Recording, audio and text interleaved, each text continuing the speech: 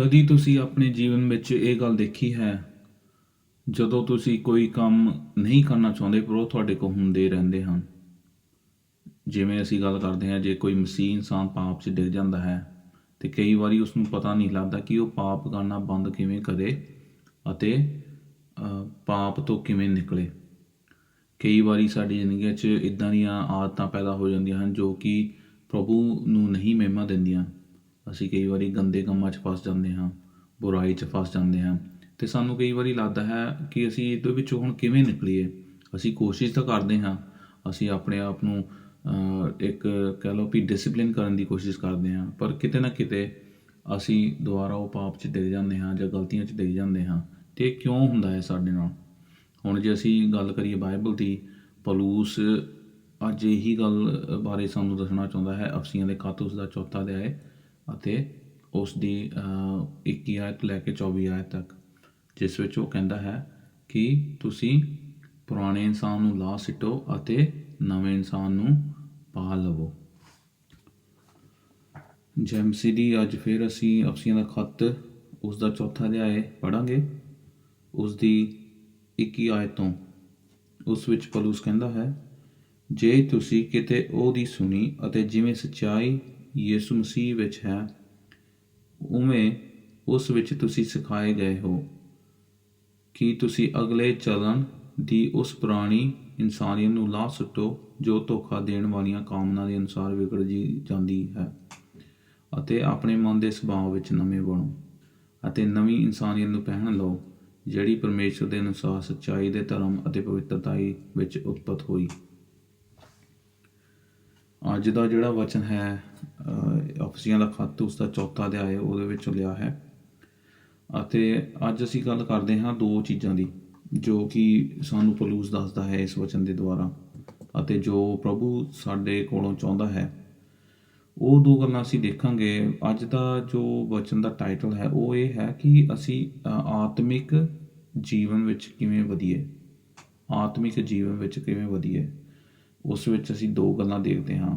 ਉਹ 2 ਗੱਲਾਂ ਇਹ ਹਨ, ਪਹਿਲੀ ਗੱਲ ਇਹ ਹੈ ਕਿ ਅਸੀਂ ਪੁਰਾਣੀ ਇਨਸਾਨੀਅਤ ਨੂੰ ਲਾਹ ਸੁੱਟੀਏ, ਪੁਰਾਣੀ ਇਨਸਾਨੀਅਤ ਨੂੰ ਲਾਹ ਸੁੱਟੀਏ, ਅਤੇ ਦੂਜੀ ਗੱਲ ਇਹ ਹੈ ਕਿ ਅਸੀਂ ਨਵੀਂ ਇਨਸਾਨੀਅਤ ਨੂੰ ਅਪਣਾ ਲਈਏ। ਹੁਣ ਇਹ ਜਿਹੜੀ ਅਸੀਂ ਗੱਲ ਦੇਖੀ ਹੈ, ਅਸੀਂ ਇਹਨਾਂ ਨੂੰ ਡੂੰਘਾਈ ਵਿੱਚ ਦੇਖਾਂਗੇ। ਹੁਣ ਪੌਲੁਸ ਕਹਿੰਦਾ ਹੈ ਕਿ ਜਿਵੇਂ ਤੁਸੀਂ ਮਸੀਹ ਵਿੱਚ ਨਵੇਂ ਕੀਤੇ ਗਏ, ਇਸ ਲਈ ਹੁਣ ਤੁਹਾਡੇ ਕੰਮ ਵੀ ਬਦਲ ਗਏ, ਤੁਹਾਡੀ ਸੋਚ ਬਦਲ ਗਈ, ਤੁਹਾਡੀਆਂ ਕਾਮਨਾਵਾਂ ਬਦਲ ਗਈਆਂ, ਕਿਉਂਕਿ ਪਰਮੇਸ਼ਰ ਦਾ ਆਤਮਾ ਹੁਣ ਤੁਹਾਡੇ ਅੰਦਰ ਆ ਗਿਆ। ਅਤੇ ਉਹ ਆਤਮਾ ਜੋ ਤੁਹਾਡੇ ਅੰਦਰ ਹੈ, ਜੋ ਤੁਹਾਡੇ ਵਿੱਚ ਕੰਮ ਕਰ ਰਿਹਾ ਹੈ, ਹੁਣ ਉਹ ਤੁਹਾਨੂੰ ਉਹ ਗੱਲਾਂ ਸਿਖਾ ਰਿਹਾ ਹੈ ਜੋ ਕਿ ਪ੍ਰਭੂ ਯਿਸੂ ਮਸੀਹ ਚਾਹੁੰਦਾ ਹੈ ਤੁਹਾਡੇ ਕੋਲੋਂ। ਇਸੇ ਲਈ ਅਸੀਂ ਦੇਖਦੇ ਹਾਂ 2 ਕੁਰਿੰਥੀਆਂ ਉਸ ਦਾ 5ਵਾਂ ਅਧਿਆਇ ਉਸ ਦੀ 17 ਆਇਤ ਕਿ ਜੋ ਕੋਈ ਹੁਣ ਮਸੀਹ ਵਿੱਚ ਹੈ ਉਸਦੇ ਪੁਰਾਣੇ ਕੰਮ ਬਦਲ ਗਏ ਅਤੇ ਨਵੇਂ ਕੰਮ ਸ਼ੁਰੂ ਹੋ ਗਏ। ਉਹ ਕਿਵੇਂ? ਕਿਉਂਕਿ ਜਦੋਂ ਮਸੀਹ ਯਿਸੂ ਸਾਡੀ ਜ਼ਿੰਦਗੀ 'ਚ ਆਇਆ, ਅਸੀਂ ਪਾਪਾਂ 'ਚ ਮਰੇ ਹੋਏ ਸੀ। ਅਸੀਂ ਪਹਿਲੇ ਆਦਮ ਦੇ ਪਾਪ ਦੇ ਕਰਕੇ ਉਹ ਪਾਪ ਦੇ ਵਿੱਚ ਮਰੇ ਹੋਏ ਸੀ, ਪਰ ਜਦੋਂ ਯਿਸੂ ਮਸੀਹ ਸਾਡੀ ਜ਼ਿੰਦਗੀ 'ਚ ਆਇਆ ਅਤੇ ਉਸਨੇ ਸਾਡੇ ਦਿਲਾਂ ਨੂੰ ਚੇਂਜ ਕਰ ਦਿੱਤਾ, ਸਾਨੂੰ ਨਵੀਂ ਸ੍ਰਿਸ਼ਟੀ ਬਣਾ ਦਿੱਤਾ, ਅਤੇ ਹੁਣ ਉਹ ਕੰਮ ਸਾਡੇ ਹੋ ਗਏ ਜੋ ਮਸੀਹ ਵਾਲੇ ਹਨ, ਜੋ ਯਿਸੂ ਮਸੀਹ ਚਾਹੁੰਦਾ ਹੈ, ਜੋ ਪ੍ਰਭੂ ਪਿਤਾ ਪਰਮੇਸ਼ਰ ਚਾਹੁੰਦਾ ਹੈ। ਇਹ ਸਭ ਕੁਝ ਸਾਨੂੰ ਯਿਸੂ ਮਸੀਹ ਦੇ ਵਿੱਚ ਹੀ ਮਿਲਿਆ ਹੈ। ਜਿਵੇਂ ਅਸੀਂ ਪਹਿਲਾਂ ਵੀ ਦੇਖਿਆ ਅਫਸੀਆਂ ਦੇ ਖੱਤ ਵਿੱਚ ਕਿ ਇਹ ਸਾਡੀ ਵਿਰਾਸਤ ਹੈ ਪ੍ਰਭੂ ਯਿਸੂ ਮਸੀਹ ਦੇ ਵਿੱਚ। ਜੇ ਅਸੀਂ ਕਹਿੰਦੇ ਹਾਂ ਅਸੀਂ ਮਸੀਹ ਵਿੱਚ ਹਾਂ, ਨਾਂ ਦੇ ਮਸੀਹ ਨਹੀਂ, ਪਰ ਇੱਕ ਰੂਹਾਨੀ ਤੌਰ 'ਤੇ ਅਸੀਂ ਮਸੀਹ ਹਾਂ, ਅਤੇ ਪ੍ਰਭੂ ਚਾਹੁੰਦਾ ਹੈ ਕਿ ਅਸੀਂ ਉਸ ਦੇ ਨਾਲ ਚੱਲਦੇ ਰਹੀਏ। ਅਤੇ ਕਿਉਂਕਿ ਅਸੀਂ ਬਚਾਏ ਗਏ, ਭੂਤਕਾਲ ਦੇ ਵਿੱਚ ਸਾਡਾ ਨਵਾਂ ਜੀਵਨ ਹੋਇਆ, ਜਦੋਂ ਅਸੀਂ ਵਿਸ਼ਵਾਸ ਕੀਤਾ ਯਿਸੂ ਮਸੀਹ 'ਤੇ, ਸਾਡੇ ਕੰਮ ਬਦਲ ਗਏ, ਅਸੀਂ ਤੌਬਾ ਕੀਤੀ, ਸਾਡਾ ਜੀਵਨ ਤੌਬਾ ਵਾਲਾ ਹੋ ਗਿਆ ਅਤੇ ਅਸੀਂ ਨਵਾਂ ਜੀਵਨ ਪਾ ਲਿਆ, ਸ਼ਾਂਤੀ ਸੰਤੁਸ਼ਟੀ ਪਾ ਲਈ। ਉਸ ਦਰਮਿਆਨ ਇੱਕ ਨਵਾਂ ਕੰਮ ਆਰੰਭ ਹੋ ਗਿਆ ਜੋ ਪ੍ਰਭੂ ਯਿਸੂ ਮਸੀਹ ਨੇ ਸਾਡੇ ਅੰਦਰ ਸ਼ੁਰੂ ਕੀਤਾ। ਅਤੇ ਇਹ ਜੋ ਮੁਕਤੀ ਦੇ 3 ਭਾਗ ਹਨ, ਜਿਵੇਂ ਮੈਂ ਪਹਿਲਾਂ ਵੀ ਕਿਹਾ ਹੈ ਕਈ ਵਾਰੀ, ਕਿ ਜਦੋਂ ਅਸੀਂ ਪ੍ਰਭੂ 'ਤੇ ਵਿਸ਼ਵਾਸ ਕੀਤਾ ਅਸੀਂ ਬਚਾਏ ਗਏ, ਤੇ ਜਦੋਂ ਪ੍ਰਭੂ ਯਿਸੂ ਮਸੀਹ ਵਾਪਸ ਆਏਗਾ ਅਸੀਂ ਬਚਾਏ ਜਾਵਾਂਗੇ। ਪਰ ਹੁਣ ਅਸੀਂ ਬਚਾਏ ਜਾ ਰਹੇ ਹਾਂ। ਪਾਪ ਦੀ ਜੋ ਇੱਕ ਪਾਪ ਦਾ ਇੱਕ ਬੰਨ ਸੀ ਸਾਡੇ ਉੱਤੇ, ਜੋ ਇੱਕ ਪਾਪ ਦਾ ਕਹਿ ਲਓ, ਪਾਪ ਦੀ ਸੰਗਲੀ ਕਹਿ ਲਓ ਸਾਡੇ ਆਲੇ ਦੁਆਲੇ ਸੀ, ਉਹ ਕੀ ਹੁਣ ਜਾਂਦੀ ਰਹੀ। ਪਰ ਹੱਲੇ ਵੀ ਕਿਤੇ ਨਾ ਕਿਤੇ ਸਾਡੀ ਜ਼ਿੰਦਗੀਆਂ 'ਚ ਪਾਪ ਹੁੰਦਾ ਹੈ, ਕਿਉਂਕਿ ਅਸੀਂ ਇਸ ਸਰੀਰ ਵਿੱਚ ਰਹਿ ਰਹੇ ਹਾਂ ਜੋ ਕਿ ਆਦਮ ਦੇ ਅਨੁਸਾਰ ਬਣਿਆ ਹੈ। ਇਹ ਸਰੀਰ ਵਿੱਚ ਪਾਪ ਹਨ। ਅਸੀਂ ਸੰਸਾਰ ਵਿੱਚ ਰਹਿੰਦੇ ਹਾਂ, ਜਿਵੇਂ ਕਿ ਅਸੀਂ ਦੇਖਦੇ ਹਾਂ ਕਿ ਸੰਸਾਰ ਵਿੱਚ ਕਿੰਨੇ ਪਾਪ ਹਨ। ਸੰਸਾਰ ਇਹ ਜੋ ਹੈ ਬਹੁਤ ਹੀ ਗਿਰਿਆ ਹੋਇਆ ਸੰਸਾਰ ਹੈ। ਹਾਲਾਂਕਿ ਸੰਸਾਰ 'ਚ ਕਈ ਚੰਗੀਆਂ ਚੀਜ਼ਾਂ ਵੀ ਹੈ, ਪਰ ਸਾਰੇ ਲੋਕ ਪ੍ਰਭੂ ਪਰਮੇਸ਼ਰ ਦੇ ਪ੍ਰਤਾਪ ਤੋਂ ਡਿਗੇ ਹੋਏ ਹਨ, ਜਿਵੇਂ ਕਿ ਅਸੀਂ ਪੜ੍ਹਦੇ ਹਾਂ ਰੋਮੀਆਂ ਦਾ ਖੱਤ ਉਸਦਾ 3 ਅਧਿਆਇ ਤੇ 23 ਆਇਤ। ਇਸੇ ਲਈ ਕਿਉਂਕਿ ਅਸੀਂ ਇਹ ਸਰੀਰ ਵਿੱਚ ਹਾਂ ਹਾਲੇ ਵੀ, ਕਿਉਂਕਿ ਇਹ ਸਰੀਰ ਨੂੰ ਮੁਕਤੀ ਨਹੀਂ ਮਿਲੀ। ਸਰੀਰ ਨੂੰ ਮੁਕਤੀ ਉਦੋਂ ਮਿਲੇਗੀ ਜਦੋਂ ਪ੍ਰਭੂ ਯਿਸੂ ਮਸੀਹ ਆ ਜਾਵੇਗਾ ਅਤੇ ਸਾਨੂੰ ਨਵੇਂ ਸਰੀਰ ਮਿਲ ਜਾਣਗੇ। ਉਦੋਂ ਤੱਕ ਸਾਡੀ ਹੁਣ ਪਾਪ ਦੇ ਨਾਲ ਇੱਕ ਜੰਗ ਲੱਗੀ ਹੋਈ ਹੈ। ਜਦੋਂ ਅਸੀਂ ਪਾਪ ਕਰਦੇ ਹਾਂ, ਜੇ ਸਾਡੇ ਕੋਲ ਗਲਤੀ ਨਾਲ ਕੁਛ ਹੋ ਜਾਂਦਾ ਹੈ, ਅਸੀਂ ਉਸ ਦੀ ਤੌਬਾ ਕਰਦੇ ਹਾਂ। ਕਿਉਂ ਤੌਬਾ ਕਰਦੇ ਹਾਂ? ਕਿਉਂਕਿ ਅਸੀਂ ਚਾਹੁੰਦੇ ਹਾਂ ਕਿ ਅਸੀਂ ਉਹ ਕੰਮ ਕਰੀਏ ਜੋ ਪ੍ਰਭੂ ਚਾਹੁੰਦਾ ਹੈ, ਅਤੇ ਸਾਡੇ ਕੋਲ ਬੁਰਾ ਕੰਮ ਹੋ ਜਾਂਦਾ ਹੈ ਅਤੇ ਅਸੀਂ ਮਾਫੀ ਮੰਗੀਏ। ਅਤੇ ਅਸੀਂ ਫਿਰ ਗੱਲ ਕਰਦੇ ਹਾਂ ਵੀ ਅਸੀਂ ਕਿਵੇਂ ਬੁਰੀਆਂ ਆਦਤਾਂ ਤੋਂ ਬਚੀਏ ਅਤੇ ਨਵੀਆਂ ਆਦਤਾਂ ਨੂੰ ਅਪਣਾ ਲਈਏ, ਚੰਗੇ ਕੰਮਾਂ ਨੂੰ ਅਪਣਾਈਏ, ਬੁਰਾਈਆਂ ਨੂੰ ਛੱਡ ਦਈਏ। ਹੁਣ ਕਈ ਵਾਰੀ ਕੀ ਹੁੰਦਾ ਹੈ ਕਿ ਲੋਕ ਬੁਰਾਈ ਕਰਨੀ ਤਾਂ ਬੰਦ ਕਰ ਦਿੰਦੇ ਹਨ, ਪਰ ਉਹਨਾਂ ਨੂੰ ਇਹ ਨਹੀਂ ਪਤਾ ਲੱਗਦਾ ਵੀ ਹੁਣ ਬੁਰਾਈ ਦੀ ਜਗ੍ਹਾ ਉਹ ਕੀ ਕਰਨ। ਇਸ ਕਰਕੇ ਜਦੋਂ ਕੋਈ ਇਨਸਾਨ ਗਲਤ ਆਦਤ 'ਚੋਂ ਨਿਕਲਣਾ ਚਾਹੁੰਦਾ ਹੈ, ਜਾਂ ਨਸ਼ੇ ਤੋਂ ਨਿਕਲਣਾ ਚਾਹੁੰਦਾ ਹੈ, ਜਾਂ ਬੁਰੀਆਂ ਗੱਲਾਂ 'ਚੋਂ ਨਿਕਲਣਾ ਚਾਹੁੰਦਾ ਹੈ, ਉਹ ਨਿਕਲਣਾ ਤਾਂ ਚਾਹੁੰਦਾ ਹੁੰਦਾ ਹੈ, ਪਰ ਉਹ ਜਦੋਂ ਨਿਕਲ ਵੀ ਜਾਂਦਾ ਹੈ ਅਤੇ ਉਹ ਦੁਬਾਰਾ ਉਹ ਗੱਲਾਂ 'ਚ ਫੇਰ ਫਸ ਜਾਂਦਾ ਹੈ। ਉਹ ਕਿਉਂਕਿ ਜਦੋਂ ਅਸੀਂ ਪੁਰਾਣੀਆਂ ਗੱਲਾਂ ਨੂੰ ਛੱਡ ਦਿੱਤਾ ਅਤੇ ਸਾਨੂੰ ਹੁਣ ਉਹ ਪੁਰਾਣੀਆਂ ਗੱਲਾਂ ਨੂੰ ਰਿਪਲੇਸ ਕਰਨ ਦੀ ਲੋੜ ਹੁੰਦੀ ਹੈ। ਅਸੀਂ ਉਹਨੂੰ, ਜੋ ਬੁਰਾਈ ਸਾਡੇ ਅੰਦਰ ਹੁੰਦੀ ਹੈ, ਅਸੀਂ ਉਹਨਾਂ ਨੂੰ ਬਦਲ ਦਿੰਦੇ ਹਾਂ ਚੰਗਿਆਈ ਦੀਆਂ ਗੱਲਾਂ ਲਿਆ ਕੇ। ਅਤੇ ਇਹ ਇੱਕ ਬਹੁਤ ਹੀ ਵੱਡਾ ਕਹਿ ਲਓ ਇੱਕ ਰਹੱਸ ਹੈ ਜੋ ਕਿ ਕਈ ਲੋਕਾਂ ਨੂੰ ਨਹੀਂ ਪਤਾ ਹੁੰਦਾ। ਅਸੀਂ ਕਈ ਕੰਮ ਕਰਨੇ ਬੰਦ ਤਾਂ ਕਰਨਾ ਚਾਹੁੰਦੇ ਹੁੰਦੇ ਹਾਂ, ਪਰ ਸਾਨੂੰ ਇਹ ਨਹੀਂ ਪਤਾ ਲੱਗਦਾ ਵੀ ਹੁਣ ਉਹ ਕੰਮਾਂ ਦੀ ਜਗ੍ਹਾ ਅਸੀਂ ਕੀ ਕਰੀਏ। ਇਸੇ ਲਈ ਪੌਲੁਸ ਕਹਿੰਦਾ ਹੈ ਕਿ ਹੁਣ ਤੁਸੀਂ ਨਵੇਂ ਕੰਮਾਂ ਨੂੰ ਅਪਣਾਓ, ਬੁਰਾਈ ਦੇ ਕੰਮਾਂ ਨੂੰ ਛੱਡ ਕੇ। ਇਹ ਗੱਲ ਬਹੁਤ ਹੀ ਜ਼ਰੂਰੀ ਹੈ। ਜਿਵੇਂ ਕਿ ਸਾਨੂੰ ਕਈ ਵਾਰੀ ਅਸੀਂ ਦੇਖਦੇ ਹਾਂ TV ਉੱਤੇ ਵੀ ਕਈ ਵਾਰੀ ਕਹਿੰਦੇ ਹਨ ਲੋਕ ਕਿ ਤੁਸੀਂ ਚੰਗਾ ਖਾਣਾ ਖਾਓ, ਤੁਸੀਂ ਬੁਰਾ ਖਾਣਾ ਛੱਡ ਦੇਵੋ ਜਿਹੜਾ ਤੁਹਾਡੀ ਸਿਹਤ ਲਈ ਚੰਗਾ ਨਹੀਂ ਹੈ। ਅਤੇ ਜਦੋਂ ਉਹ ਤੁਹਾਨੂੰ ਕਹਿੰਦੇ ਹਨ ਕਿ ਤੁਹਾਨੂੰ ਜਾਂ ਭਾਰ ਘਟਾਉਣ ਦੀ ਲੋੜ ਹੈ, ਜਾਂ ਤੁਹਾਨੂੰ ਆਪਣੀ ਸਿਹਤ ਚੰਗੀ ਕਰਨ ਦੀ ਲੋੜ ਹੈ, ਤੁਹਾਡੇ ਅੰਦਰ ਦਿਲ ਦੀ ਬਿਮਾਰੀ ਹੈ ਕਿਉਂਕਿ ਜਿੱਦਾਂ ਦਾ ਤੁਸੀਂ ਖਾਣਾ ਖਾਂਦੇ ਹੋ, ਅਤੇ ਉਹ ਤੁਹਾਡਾ ਖਾਣਾ ਬੁਰਾ ਬੰਦ ਕਰਾ ਦਿੰਦੇ ਹਨ। ਘੇ ਵਾਲਾ ਖਾਣਾ, ਬਰਗਰ, ਪੀਜ਼ੇ ਵਗੈਰਾ ਉਹ ਤੁਹਾਡੇ ਬੰਦ ਕਰਾ ਦਿੰਦੇ ਹਨ, ਅਤੇ ਉਹ ਕਹਿੰਦੇ ਹਨ ਕਿ ਤੁਸੀਂ ਹੁਣ ਸੈਲਡ ਖਾਵੋ, ਜਾਂ ਤੁਸੀਂ ਪ੍ਰੋਟੀਨ ਖਾਵੋ, ਜਿੱਦਾਂ ਚੰਗਾ ਫਲ ਖਾਵੋ। ਅਤੇ ਉਹਨਾਂ ਚੀਜ਼ਾਂ ਨਾਲ ਕੀ ਹੁੰਦਾ ਹੈ ਕਿ ਸਾਡੀ ਸਿਹਤ ਚੰਗੀ ਹੋ ਜਾਂਦੀ ਹੈ। ਇਵੇਂ ਹੀ ਜੇ ਅਸੀਂ ਬੁਰੇ ਕੰਮ ਛੱਡਣਾ ਚਾਹੁੰਦੇ ਹਾਂ, ਅਸੀਂ ਬੁਰੇ ਕੰਮ ਉਦੋਂ ਹੀ ਚੰਗੀ ਤਰ੍ਹਾਂ ਛੱਡ ਸਕਦੇ ਹਾਂ ਜਦੋਂ ਅਸੀਂ ਸਮਝੀਏ ਕਿ ਉਹ ਬੁਰੇ ਕੰਮਾਂ ਨੂੰ ਹੁਣ ਅਸੀਂ ਰਿਪਲੇਸ ਕਿਹੜੇ ਕੰਮਾਂ ਨਾਲ ਕਰਨਾ ਹੈ। ਇਹੀ ਅੱਜ ਪੌਲੁਸ ਕਹਿੰਦਾ ਹੈ ਕਿ ਤੁਸੀਂ ਪੁਰਾਣੇ ਆਦਮੀ ਨੂੰ ਨਾ ਸੁੱਟੋ। ਇਹ ਤਾਂ ਹੋ ਗਿਆ ਅੱਧਾ ਕੰਮ, ਪਰ ਉਹਦੀ ਜਗ੍ਹਾ ਹੁਣ ਤੁਸੀਂ ਨਵੇਂ ਆਦਮੀ ਨੂੰ ਪਾਲੋ, ਉਹ ਹੋ ਗਿਆ ਪੂਰਾ ਕੰਮ।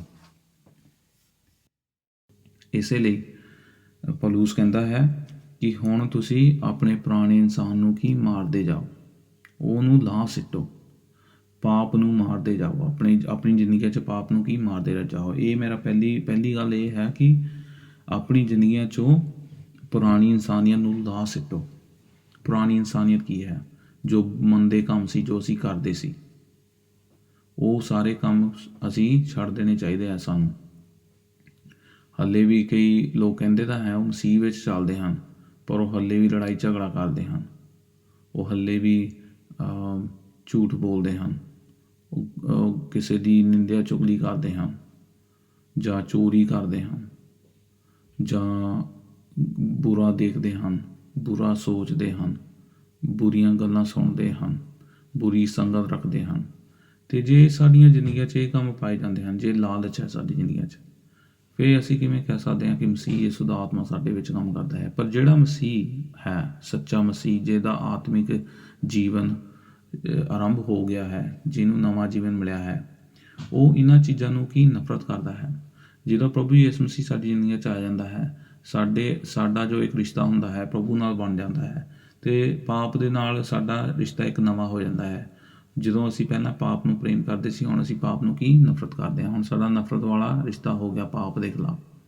ਇਸੇ ਲਈ ਅਸੀਂ ਆਪਣੀ ਜ਼ਿੰਦਗੀ 'ਚ ਪਾਪ ਨੂੰ ਚੰਗਾ ਨਹੀਂ ਸਮਝਦੇ।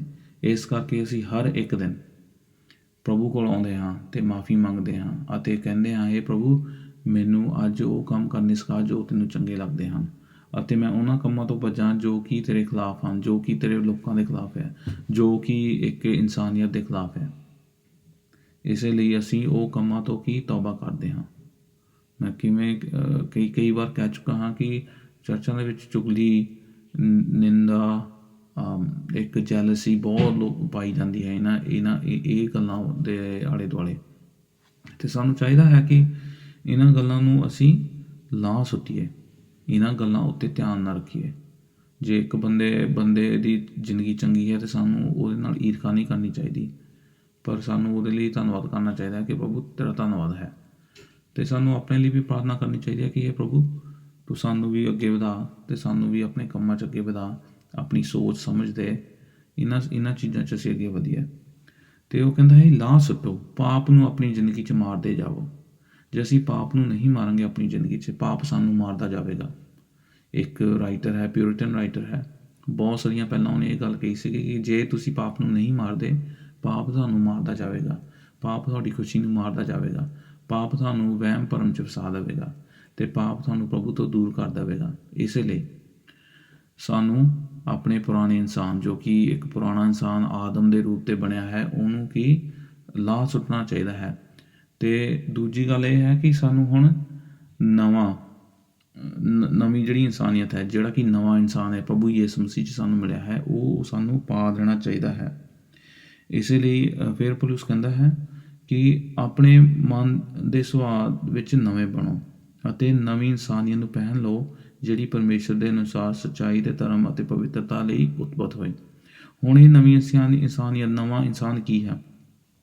ਜਿਵੇਂ ਕਿਹਾ ਕਿ 2 ਕੁਰਿੰਥੀਆਂ 5 ਅਧਿਆਏ ਉਹਦਾ 17 ਆਇਤ, ਉਹਦੇ ਵਿੱਚ ਕਹਿੰਦਾ ਹੈ ਕਿ ਹੁਣ ਸਾਡੇ ਕੰਮ ਨਵੇਂ ਹੋ ਗਏ, ਕਿਉਂਕਿ ਅਸੀਂ ਪੜ੍ਹਦੇ ਹਾਂ ਅਫਸੀਆਂ ਦਾ ਖੱਤ ਉਸਦਾ 2 ਅਧਿਆਇ ਉਸਦੀ 10 ਆਇਤ 'ਚ ਕਿ ਪ੍ਰਭੂ ਯਿਸੂ ਮਸੀਹ ਨੇ ਸਾਨੂੰ ਚੁਣਿਆ ਤਾਂ ਕਿ ਸਾਡੇ ਕੰਮ ਉਹ ਹੋ ਜਾਣ ਜੋ ਕਿ ਪ੍ਰਭੂ ਨੂੰ ਮਹਿਮਾ ਦਿੰਦੇ ਹਨ। ਅਤੇ ਹੁਣ ਅਸੀਂ ਇਹ ਗੱਲ ਦੇਖੀਏ, ਨਵੀਂ ਇਨਸਾਨੀਅਤ ਕੀ ਹੈ? ਨਵਾਂ ਇਨਸਾਨ ਜਿਹੜਾ ਕਿ ਅਸੀਂ ਪਾ ਲੈਂਦੇ ਹਾਂ, ਉਹ ਕੀ ਹੈ?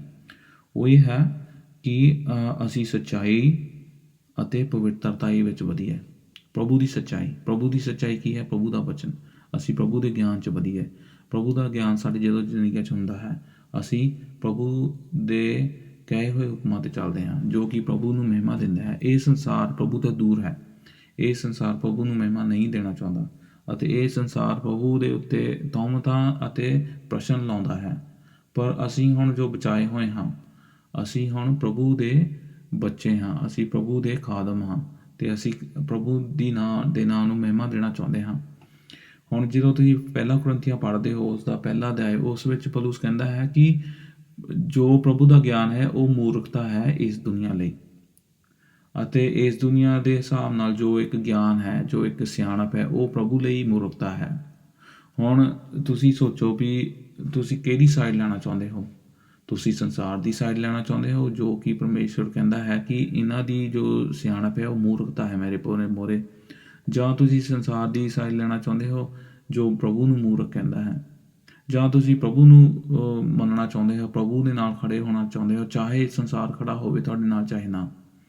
ਇਹ ਨਵੀਂ ਇਨਸਾਨੀਅਤ ਹੈ, ਅਤੇ ਅਸੀਂ ਚਾਹੁੰਦੇ ਹਾਂ ਕਿ ਹਰ ਇੱਕ ਸਾਡਾ ਗੁਆਂਢੀ, ਹਰ ਇੱਕ ਸਾਡਾ ਦੋਸਤ, ਹਰ ਇੱਕ ਸਾਡਾ ਘਰ ਦਾ ਮੈਂਬਰ, ਰਿਸ਼ਤੇਦਾਰ ਇਹ ਗੱਲਾਂ ਨੂੰ ਸਮਝ ਲੈਣਾ ਕਿ ਪ੍ਰਭੂ ਦੀ ਮੁਕਤੀ ਜੋ ਹੈ ਉਹਨਾਂ ਕੋਲ ਆ ਜਾਵੇ।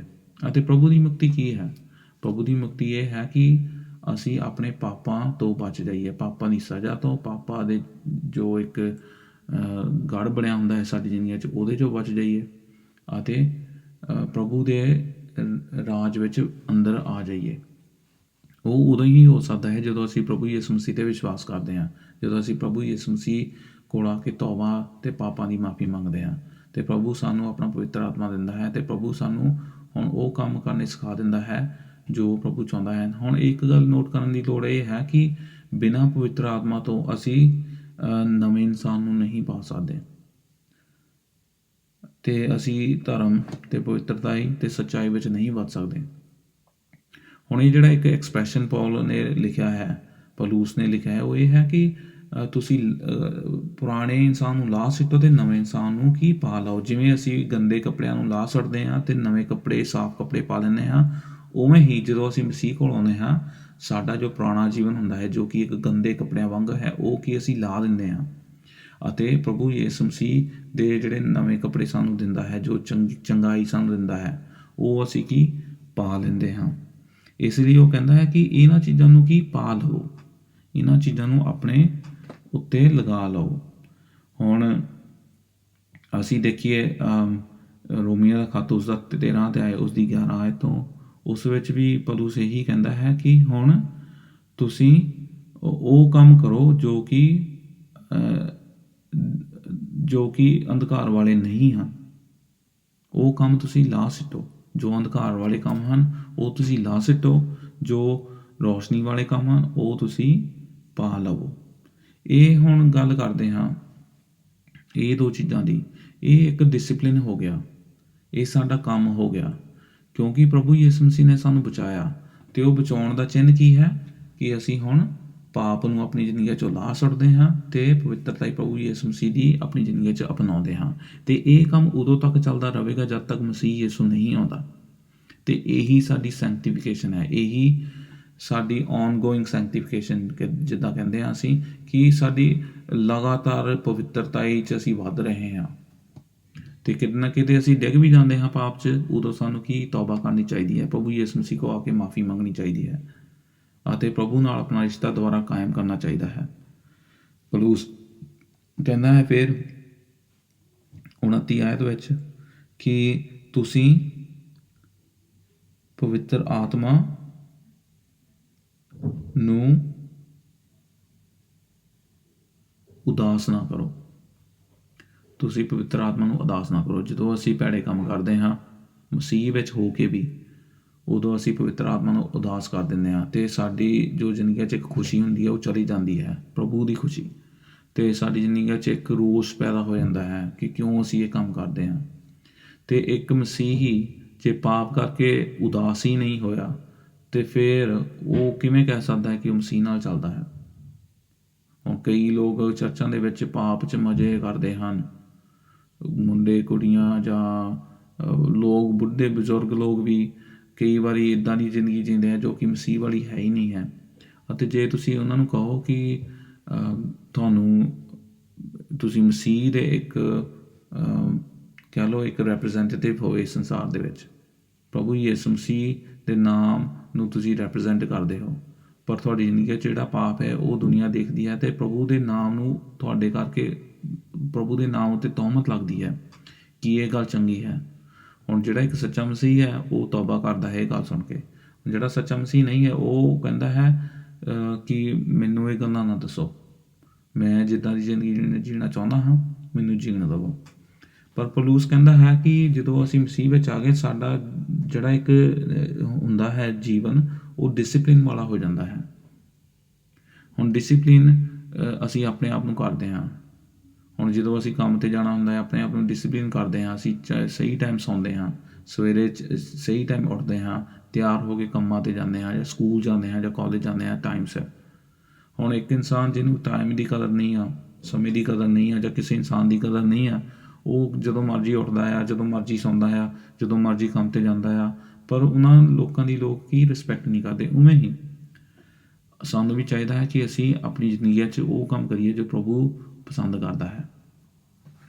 ਅਤੇ ਅੰਤ ਵਿੱਚ ਮੈਂ ਇਹੀ ਕਹਿਣਾ ਚਾਹੁੰਦਾ ਹਾਂ ਕਿ ਅਸੀਂ ਕਿਵੇਂ ਇਹ ਡਿਸਿਪਲਿਨ 'ਚ ਵੱਧ ਸਕਦੇ ਹਾਂ, ਅਸੀਂ ਕਿਵੇਂ ਪਾਪ ਨੂੰ ਲਾਹ ਸੁੱਟਦੇ ਹਾਂ ਅਤੇ ਕਿਵੇਂ ਪਵਿੱਤਰਤਾ ਨੂੰ ਅਪਣਾਉਂਦੇ ਹਾਂ, ਕਿਵੇਂ ਅਸੀਂ ਪੁਰਾਣੇ ਇਨਸਾਨ ਨੂੰ ਲਾਹ ਸੁੱਟਦੇ ਹਾਂ ਅਤੇ ਨਵੇਂ ਇਨਸਾਨ ਨੂੰ ਪਾਉਂਦੇ ਹਾਂ, ਅਤੇ ਅਸੀਂ ਇਹ ਕਿਵੇਂ ਕਰਦੇ ਰਹੀਏ ਆਪਣੀ ਜ਼ਿੰਦਗੀ 'ਚ ਚਾਹੀਦਾ ਹੈ। ਤੇ ਉਸ ਦੀਆਂ ਗੱਲਾਂ 'ਤੇ ਵਿਸ਼ਵਾਸ ਕਰਨਾ ਚਾਹੀਦਾ ਹੈ ਤੇ ਜਾਣਨਾ ਚਾਹੀਦਾ ਹੈ ਕਿ ਜੋ ਪ੍ਰਭੂ ਕਹਿੰਦਾ ਹੈ ਉਹ ਸੱਚ ਕਹਿੰਦਾ ਹੈ।